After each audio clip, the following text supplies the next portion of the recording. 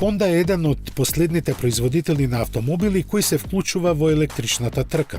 Адутот за тоа веќе е подготвен и во неговата серијска изведба наменета за Европа ќе го видиме есенва во Франкфурт.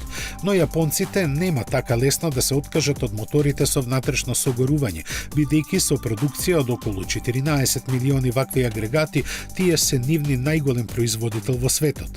Затоа, ако веќе не може да ги градуваат во автомобилите, ќе направат се нивното место да биде загарантирано во другите производи на компанијата. Например, во косилките за трева. Звучи чудно, но токму од тие причини Honda подготвува нов напад на брзинскиот рекорд постигнат со нив.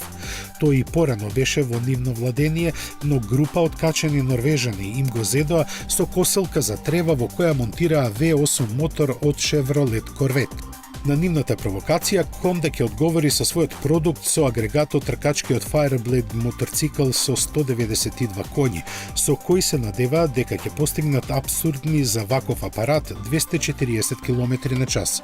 Но и покрај се, неговата основна функција, косењето трева ќе биде задржана. Да им посакаме среќа.